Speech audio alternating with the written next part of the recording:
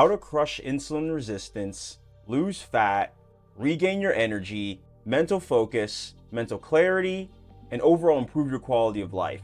This video is going to be a 10-minute quick guide in how you can start to do that today. So buckle up, take some notes. This is going to be pretty comprehensive. We're going to get right into it. For those of you who are new, my name is Rob. I help busy professionals, executives, entrepreneurs reverse their insulin resistance so they can improve their quality of life, lose fat, and regain their energy and do all the things that they want to do. So in this video, we're going to start off with how insulin resistance even develops in the first place. So the first thing we need to understand is how insulin resistance develops. And this is not going to be what you think. Most of you are told that insulin resistance develops due to what you eat, and that is true. But what you eat is usually the byproduct of your lifestyle. What do I mean by that? It's not just what you eat, it's the combination of factors that lead you to make those decisions in the first place. And for many of you, that largely develops due to your busy lifestyles that are largely causing a lot of stress and quick decision making.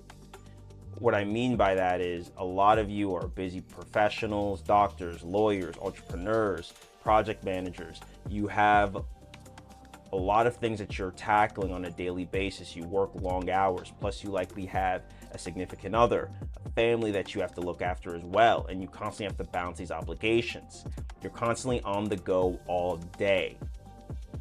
Because of that, many other things become a priority outside your health. You're working all day, meaning you're not moving, you're sedentary, you're lacking sleep, so you're not getting adequate rest. And when you do have time to yourself, you likely let loose with snacking, delivery options, and terrible food options. Why? Because this is a stress coping mechanism. So that needs to be recognized. Now, in those terrible eating habits, this is how this usually develops. Your eating habits is a direct byproduct of your lifestyle. And your eating habits that lead to insulin resistance pertain through several things. One, eating excess calories, meaning eating in a caloric surplus. So you're ingesting more calories than your body needs to sustain itself. As a result, your body will store those excess calories as fat. Now, this process is sped up when you consume those excess calories in refined carbohydrates and saturated fat.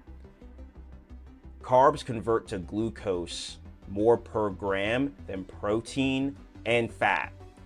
So the more carbohydrates you consume, the more your body is going to break that down into glucose. Now, saturated fat, when that is consumed in excess calories, that can lead to more bodily inflammation that further throws off your body's metabolism and insulin signaling, leading to higher glucose levels. So when you pair refined carbs, saturated fat, along with eating excess calories, you're setting your body up for developing insulin resistance long term. In addition to eating excess calories and refined carbs and saturated fat, another huge culprit is snacking throughout your day and constantly drinking calorie-dense drinks that are full of sugar. This leads to constant glucose spikes and elevated insulin levels as well. So when you consume snacks throughout the day, your body's constantly spiking your glucose, as well as storing more and more fat. So the first thing we need to do to start reversing our insulin resistance is eating in a caloric deficit. This means consuming less calories than your body needs to sustain itself.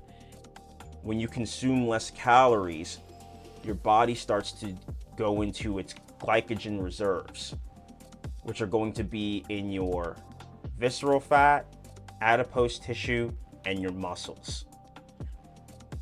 If you're likely overweight, you have excess fat in all of these areas. So your body will start to tap into this and go into a catabolic mode. And this is what we want. We want your body to start using its glycogen stores, ideally in your body fat. Now, to make this easier, the second thing we're going to do is input in intermittent fasting. Intermittent fasting means simply time restricted eating. So one of the biggest mistakes people make early on is they try to only eat one meal a day or do 24-hour fasts.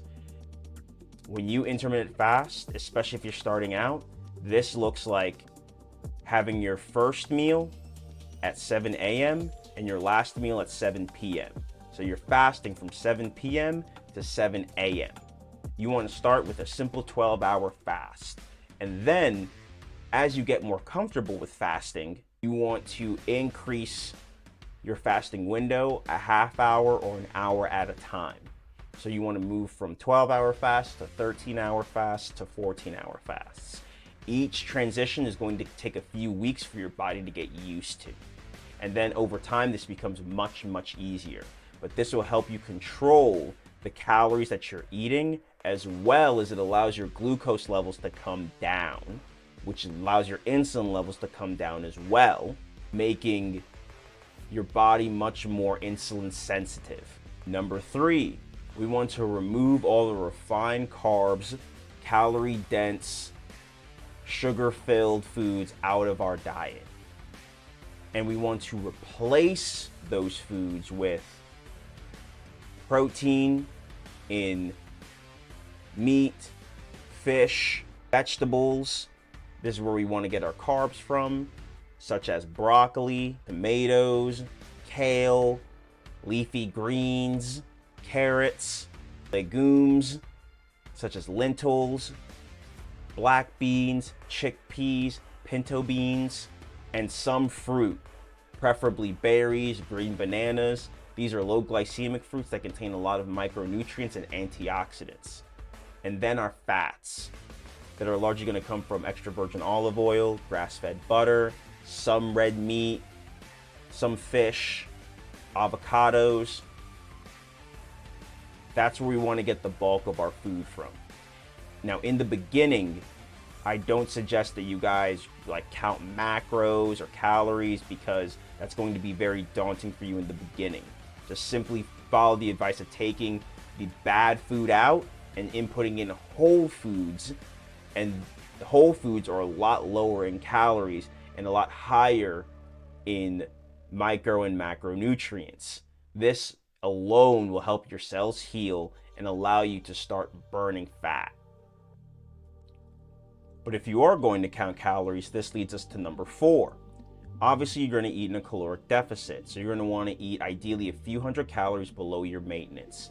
You can figure out your caloric maintenance by putting in your height and weight into different calculators. But the best way to actually do this is to track what you're eating on a daily basis and to see whether you're losing or gaining weight.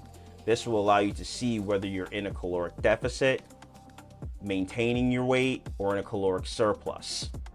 So track your calories and you'll be able to see where you are.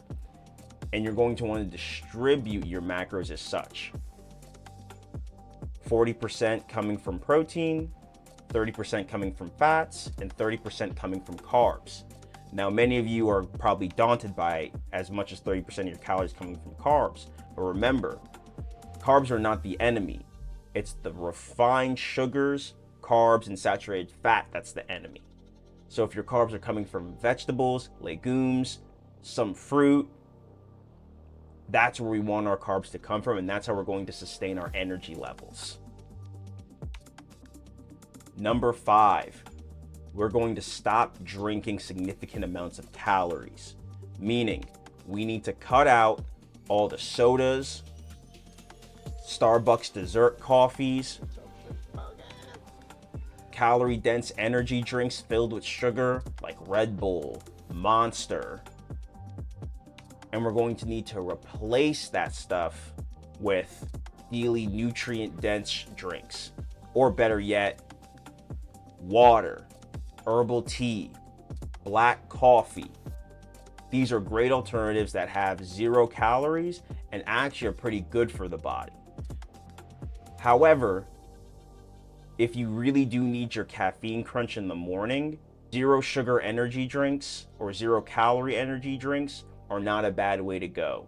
So zero sugar Monster, zero sugar Red Bulls, those are okay as you transition out of using those. Same thing with the sodas. Diet soda or like the Coke Zero, Sprite Zero, those are okay alternatives when you're starting out because they contain 0 calories and have much lower glucose spikes. Number 6, you're going to want to sleep at least 7 hours a night. Now, ideally, you start your fast 3 to 4 hours before you go to sleep. This will allow your body to properly digest the food, and you can move many of your carbs till the end of the day or post-workout to induce drowsiness. Your sleep or your circadian rhythm helps regulate a lot of your hormone signaling. So if your sleep is thrown off, your metabolism is worse, your insulin signaling is worse, your energy levels are worse. So focusing on sleep and maximizing sleep quantity and quality will really help improve your insulin sensitivity. So starting with 7 hours a night is a great way to go. If you could track this using an Oura ring or a smartwatch to see how much you're sleeping, this will really help improve your energy levels, crush your cravings, and make sticking to your diet much easier. Number 7, getting in adequate exercise. Now, I mentioned this last because of all the components, this actually moves the needle the least, but it can be very helpful, especially if you exercise at the right time.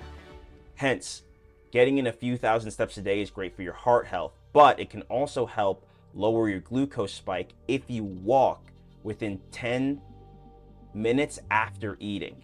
So if you take a walk within a few minutes after eating for 10-15 minutes, this will help lower your glucose spike because your body is going to partition those nutrients toward the muscles that you're using to walk.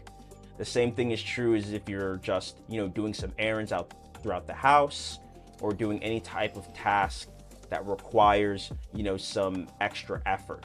The thing you don't want to do is just sit around right after eating.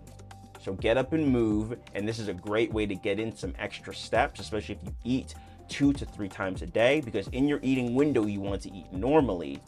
So if you eat 2 to 3 times a day and you're walking for 10 to 15 minutes after eating, that's going to be a few thousand steps right there in adequate exercise. So there you have it.